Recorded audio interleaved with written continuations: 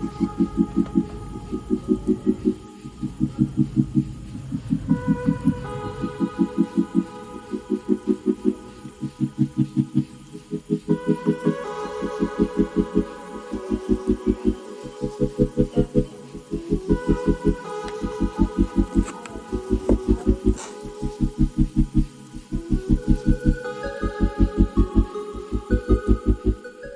up, YouTube? Welcome back to the channel, Demo's Diecast.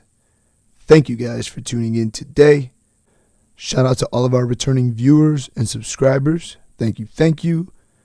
And welcome to any first-time viewers or new subscribers to the channel. Welcome. Today, set up in the parking lot at Tiny Town, we have some drift cars. These are all going to be premium diecast brands. So starting from left to right, we have the Tarmac Apex Mazda RX-7. We have the Tarmac HKS Silvia S15. We have the Mini GT Liberty Walk Silvia S15. We have the Mortal Model Blitz ER34. We have a Mini GT Toyota Mark V Supra Toyo Tire branded. And then we have the AE86 from Inno64 over here on the far right. So these are out in anticipation of our video today. Boom. Mad Mike's Lamborghini Huracan with the Liberty Walk kit, and this car is named NIMBUL. Gangster. Pick this one up from Next Level Diecast. If you guys haven't already, go check them out. I'll hold that up there so you can pause it and scan their QR code to go check them out. He is a seller on several different platforms, so by all means, go check out Edmund and Next Level Diecast. Great place to buy stuff. So let's not waste any more time. Let's get this out of the package and take a closer look. Boom, there it is out of the package. Beautiful.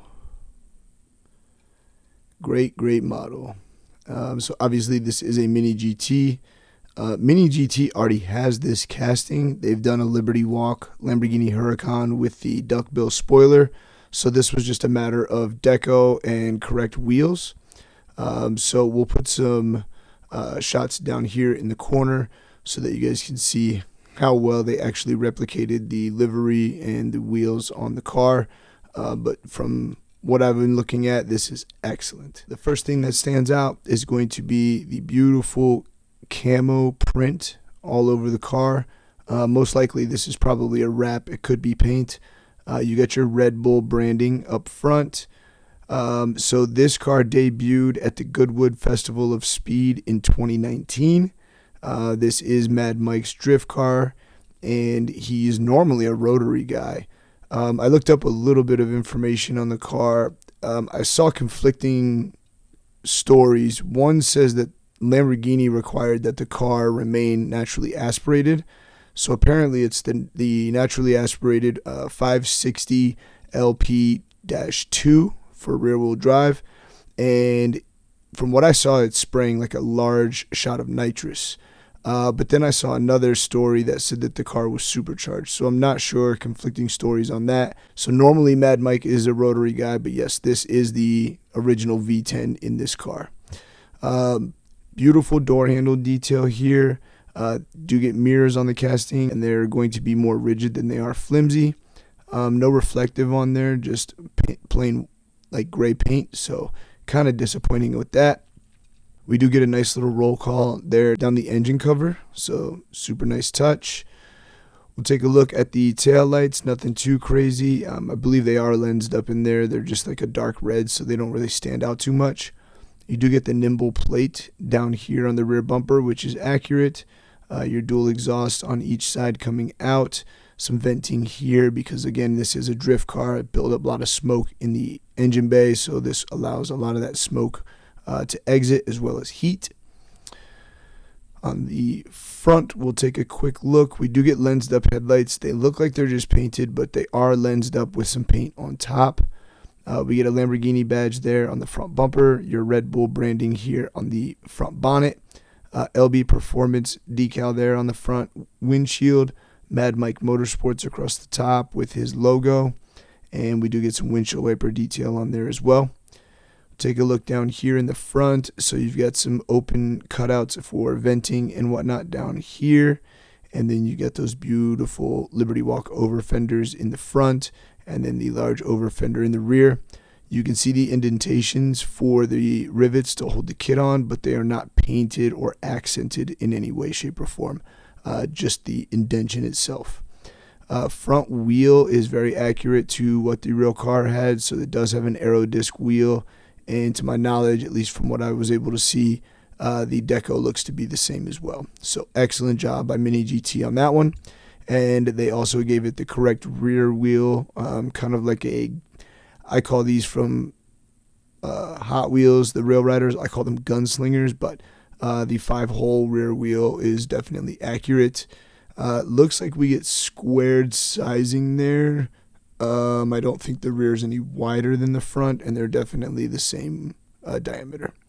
So while we have this out, we do have a special guest. We will go ahead and bring this guy on.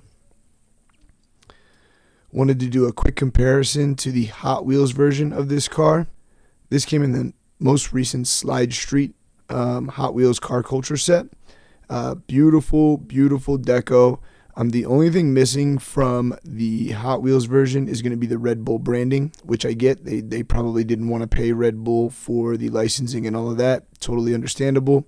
But all in all, I think Hot Wheels did a really good job on this casting. They don't have mirrors on it, so that is a little bit disappointing. But they did get the front aero disc, which is really cool. And then they have the same style of rear wheel. They just don't have a 5-hole. They have a multi-hole. But everything else looks to be pretty much spot on. You can see all the decos there on the side. We'll turn around and look at the front. Again, minus the Red Bull, everything looks pretty much the same. The camo pattern is definitely different, but that was their attempt at it. We get the same branding there on the windshields.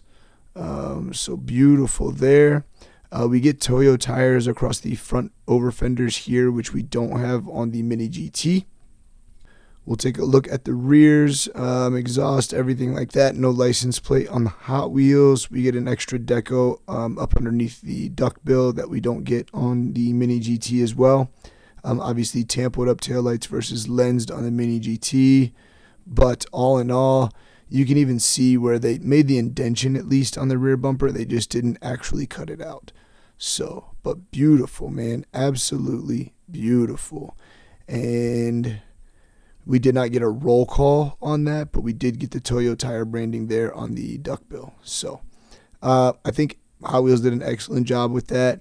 But price point wise, I don't know what the Hot Wheels is going for online right now, but these guys are running 20 to 25, so not a terrible price. Guys, let me know down in the comments what you thought about the review today on the NIMBUL Lamborghini Huracan by Mad Mike. Excellent casting. As soon as I saw it, knew I had to have it. And then also let me know what you think about the comparison to the Hot Wheels car culture version, and how those two stacked up. So excellent. Absolutely love it. Thank you guys again for tuning in. If you haven't already, please don't forget to smash that like button. Appreciate you guys tuning in, sharing your time with us. We'll see you guys very soon on the next one. One love.